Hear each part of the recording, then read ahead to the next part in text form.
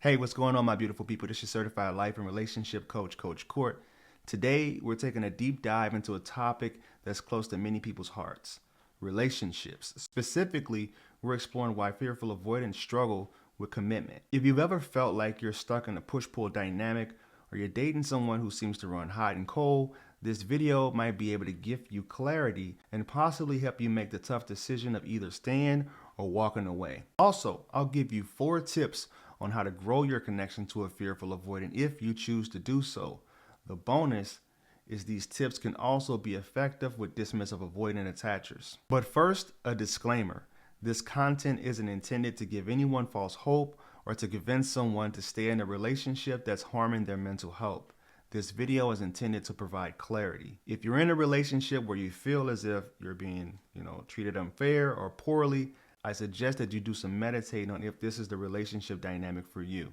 I'm reading a book called The Courage to Be Disliked, and it focuses mainly on teachings of Adlerian psychology, which is basically a counseling technique that helps clients set short-term goals while helping them understand the way the world actually works. As someone who graduated with a degree in sociology, look, I love the book because the philosopher argues that one's unhappiness is often self-imposed, stemming from a fear of being disliked by others and a desire for approval. So you see how this book would resonate with someone who has a fearful avoidant attachment style. Fear of being accepted, loved, not taken advantage of, and even committing to someone they're not certain about is scary. But let's go back if you're new to the channel. What exactly is a fearful avoidant? Well, in attachment theory, there are 4 main attachment styles: secure, anxious, dismissive avoidant, and fearful avoidant. Fearful avoidants are unique because they have a mix of anxious and avoidant tendencies.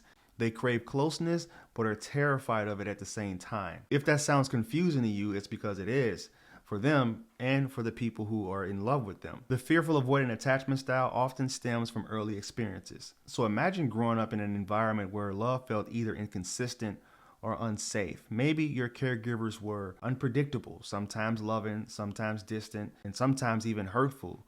This creates a deep inner conflict, right? They live by the framework of, I want love, but love actually hurts. Reminds me of the movie Love Actually. My wife loves that movie. As adults, fearful avoidants carry this conflict into their relationships. They desperately want connection, but are terrified of being hurt or abandoned. This fear can make commitment feel like stepping into a minefield. A little personal story.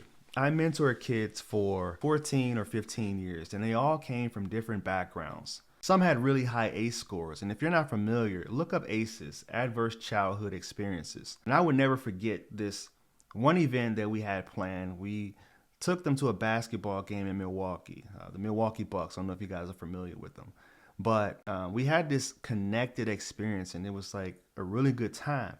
But on the way home, they would always do something. In particular, this event, they did something to sabotage the closeness that we all felt and we all knew was actually happening. They started arguing, being nasty to the mentors. And one kid said verbatim, when we were talking to him, right when we were taking him into the stadium, he said something verbatim. He said, why are you doing this for us? We don't deserve this. I mean, the way that we treat you guys, and you guys are still there for us, this doesn't make sense to me. And back then, I didn't intentionally view things from an attachment lens, but now I see that the way that this particular youth handled relationships was textbook fearful avoidant. He had the background, he had the behaviors within our interactions that basically, kind of solidified it for me. Wow, at-risk youth just become at-risk adults. They age out of the system and they don't get as much support. So let's talk about that push-pull dynamic. One of the hallmarks of a fearful avoidant is the push-pull, where they may crave intimacy and get close to someone, but as soon as things feel too real or vulnerable, they panic and they pull away. It's not because they don't care, it's because they're scared of the connection. And you'll see this when they initiate plans but cancel at the last minute, or they share deep feelings one day and shut down the next. They may even say they want a relationship but sabotage it when it gets too serious. And I see this happen a lot with my clients. And when they have those moments, I say, they had an intimacy overdose, is what I call it.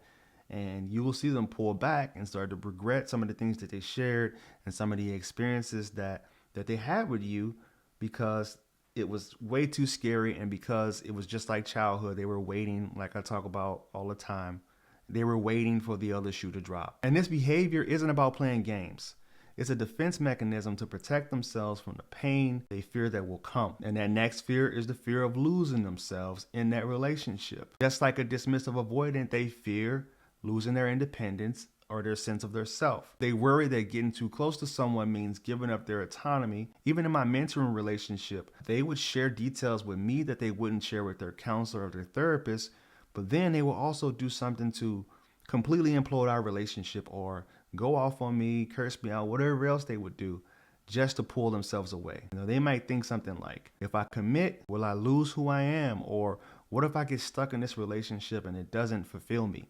This happens with the commitment phobes. And will I have to give up my dreams for this person? All things that they need to sort out on their own, and there's nothing you can do really to help them get over those fears.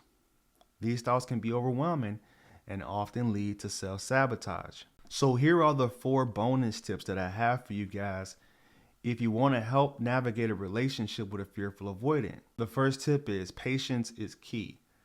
Fearful avoidants need time to build trust and feel safe. If you notice about yourself, try not to back away from connections immediately. Go and analyze and process the connection that you have with that person just to give you the peace of mind if you do decide to walk away from them, that you tried everything, that you gave this thing all you could. The second thing is communicate openly.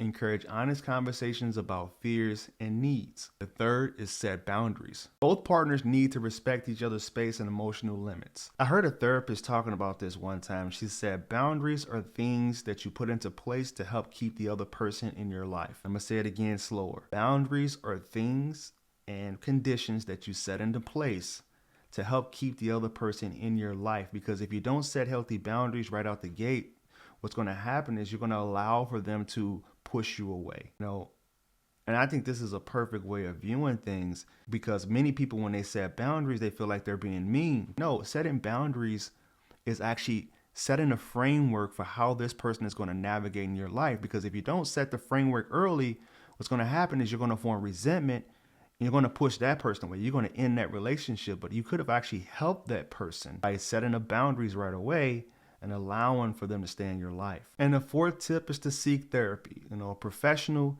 can help unpack a lot of the root causes of why you're navigating the way that you are and develop healthier patterns within those relationships. So if you're someone that has a fearful avoidant attachment style, some of the things that I try to help my clients work through is things like journaling, meditation, encouraging them to go see a therapist if that's what they need to do. And I know some of these things kind of sound woo-woo or just things that people already know. But when you're trying to understand your life and unpack a lot of things that happened to you in the past, it's really hard to see things with a clear lens, because sometimes we get into these relationships, if you're a fearful avoidant, that are very dysfunctional and unhealthy. And you think that's what normal is. But actually, it's not. So practicing self-reflection to understand your triggers, challenge all those negative beliefs about, love and commitment, the automatic negative thoughts, and taking small steps towards vulnerability in relationships is a good start to being able to heal your attachment style forever. But as someone who used to have an anxious attachment style, I can tell you it's going to always be triggers that are going to arise, and you need to be mindful about it at all times. So if you found this video of any value, please like, comment, and share. If you want my help personally, the quickest way to get into contact with me is through my website at www.fruitfulseeds.com. And you can follow me on other social media accounts. Instagram is I am Coach Court. Facebook is Coach Court. TikTok is I.am.coachcourt. Always remember, when you go be love, you'll never have to find it. Namaste.